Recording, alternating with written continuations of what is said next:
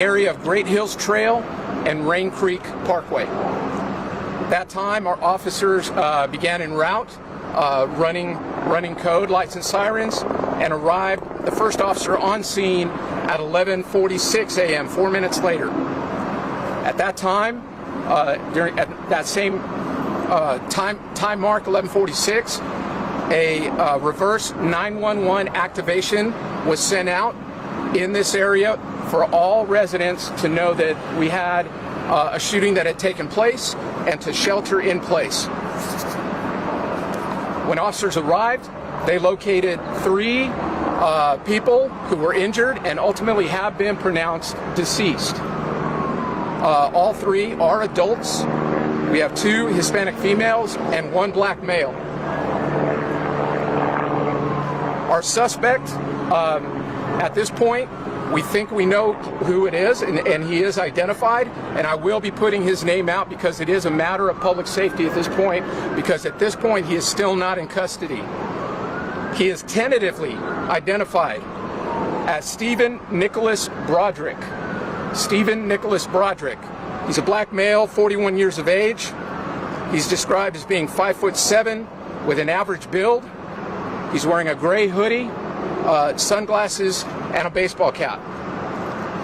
I do not have a last known direction of travel at this point. We don't know if he's in a vehicle or if he's on foot. We still have many people in this area from all the agencies that I talked about that have that continue to look in this area for this individual. I'm sure you can hear the helicopters that we have overhead that are checking in the area, as well as people on the ground. What we're asking from the residents in this area is continue to shelter in place. This is still an ongoing and active investigation, and we do not have this individual in custody yet.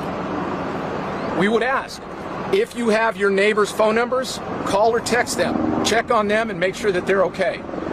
We are concerned that he might possibly take a hostage and be himself sheltered somewhere waiting for us to leave. And most importantly, if you see something or you have information regarding this incident, call 911 and please pass that information along. We will be putting out updates as this goes on to make sure that we keep everybody as up to date as we can. At this point, I'm going to go ahead and pass it over to the fire department to go ahead and give a brief update, and then once the agencies have had an opportunity to provide any updates, then I'll come back up and we'll answer any questions. I'll just tell you that is basically the preliminary information I have right now. I'm not sure I'm going to be able to answer more questions to that, but I will step back up. You have a good spelling of his name? So his name is Stephen, S-T-E-P-H-E-N. Middle name is Nicholas. Don't have a good spelling on that one. And then Broderick. B-R-O-D-E-R-I-C-K. He's 41 years of age. I do not have his date of birth at this moment. ¿Me puede dar algún testimonio en español, por favor? En último. My name is Jeffrey Kennedy, Jeffrey Kennedy, and I'm the Assistant Chief with the Austin Fire Department. This afternoon, approximately about 11:45, Austin Fire Department units responded to gunshot wounds at this address. Upon arrival, in assessing the patients, we upgraded to an active attack along with additional information, or what we call an active attack alarm. At this time, we have about 8 units on scene, and our primary goal right now is to assist our law enforcement agencies with unified command and bringing mitigation to this incident. And as Chief Chacon mentioned, we ask that the public remain vigilant and please call 911 for anything that you seem to think as emerging. So again, we're here to provide any kind of support to our law enforcement agencies. That is all that I have for us. Thank you.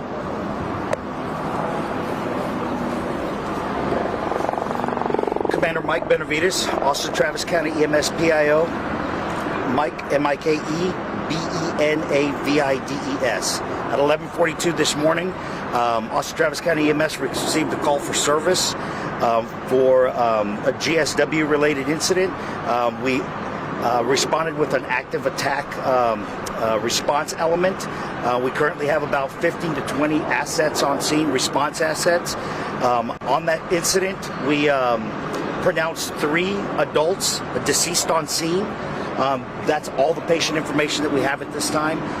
The only other thing that we want to alert the community about is that in this immediate vicinity, with the law enforcement presence and the road closures, if you have a call for 911 EMS service, you will receive an alternative response element that will respond with medical, that can provide you your medical needs and your emergent issues.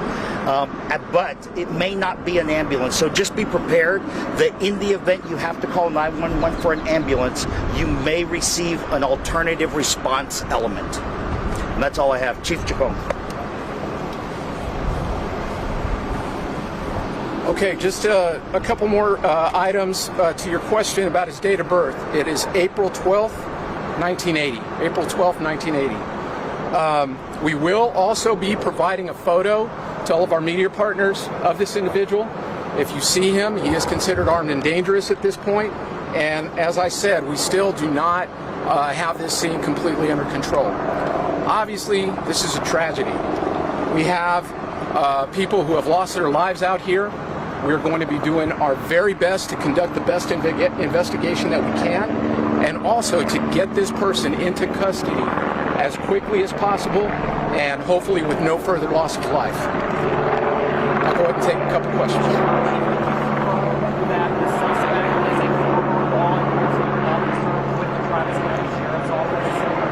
We do have some preliminary information that he might be prior law enforcement, but I don't have that confirmed to me at this time. This is a domestic attack. Do we know how he knew the victims? Thank you for bringing that up. So we are not classifying this as an active shooter at this point. Our preliminary investigation indicates that he did know the victims, and that it was certainly targeted to them. However, I would say that the danger still remains high at this point, and we want to make sure that people understand that part. Do we know how they knew each other? I don't have that information right now. Not to my knowledge.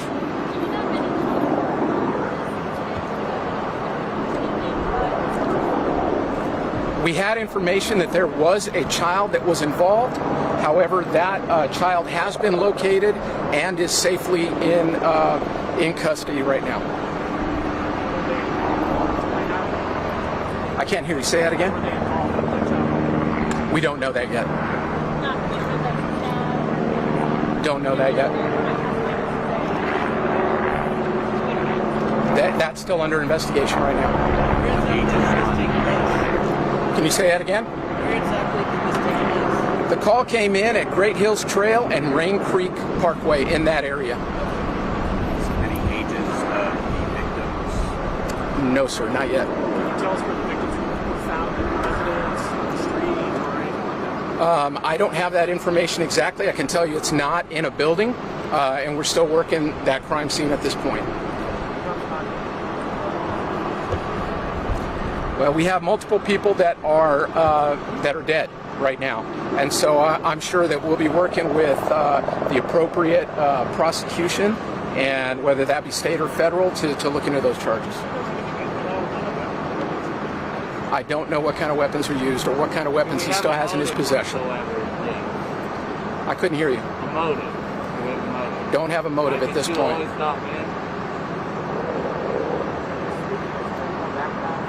I don't have any information on any kind of background, criminal or otherwise.